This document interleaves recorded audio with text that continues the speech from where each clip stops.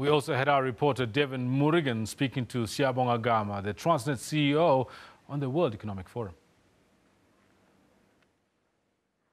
Day one of the World Economic Forum, and we are here at Durban Port early in the morning. Of course, this is the busiest port in sub-Saharan Africa, and to find out why we're here, it's an excursion of Transnet to take a look at some of the port facilities and how that is significant in terms of what's going on across the road at the World Economic Forum venue. Well, joining me, Transnet CEO Siyabonga Gama. Mr. Gama, thanks very much indeed for talking to us. Let's start exactly there.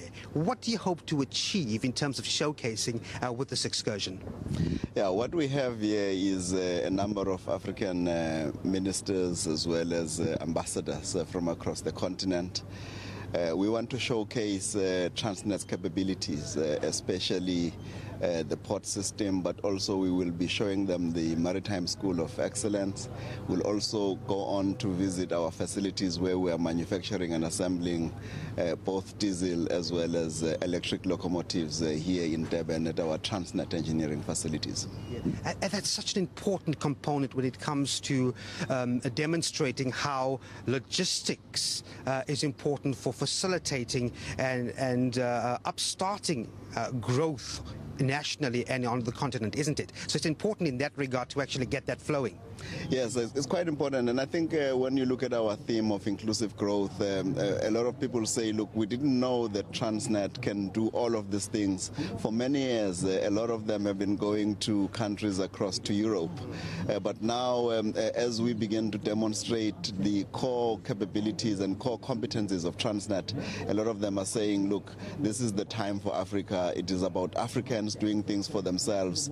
Why don't you, Transnet, partner with us across the length and breadth of the continent in terms of an integrated logistics planning and development framework, but also to begin to say, how do we create the kind of infrastructure that is going to enable intra-African trade? But you need political will for that, Mr. Gama, and you've raised this concern before as well. Are you getting that from other African governments?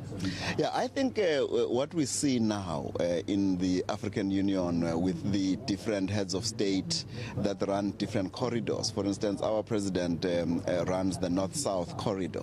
What we are beginning to experience now is that there's a lot of political will, but also there is also a turn in terms of saying, when we talk about the African Renaissance, what is it exactly? How do you give expression to it? And I think a lot of them are beginning to say, look, let us see what is it that we can do amongst ourselves and with each other so that we can grow intra-African trade. We can also begin to say, how do we fund infrastructure? How do we create the infrastructure that is going to debottleneck the facilitation of trade? Two more questions. When we look at the concept of inclusive growth, something that's been really dissected across the road at the venue, at the World Economic Forum venue, how do you connect that with this excursion, inclusive growth, and the facilities and operations of Transnet? How does the two tie in? The tie-in is quite simple. I think what we tend to do and say is that, imports and exports are part of a dynamic logistics chain. What we do at Transnet affects not only South Africans, but it also affects people on a global scale, because the goods and commodities that we move, they go to different places. So they will affect even a person in the rural area. So when we say inclusive growth, so you'll find that when you talk about Transnet, when you eat your food in the morning and it's been imported from somewhere, or you touch an electronic product, you are touching something that's probably been on a container, on a ship, in a port in South Africa, or on rail, and it's been moved from a port in Durban into Johannesburg or into Pinetown or anywhere else in the country. So we want people to have a better appreciation in terms of how the role of international trade works, who are the key players, and how they themselves can begin to understand more about what happens. But also, we've been talking about the concept of the oceans economy.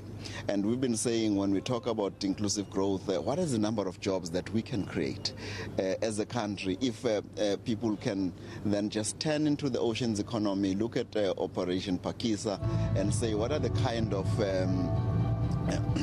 what are the kind of activities that could take place. We are also looking at how the youth, women can also participate in terms of maritime activity.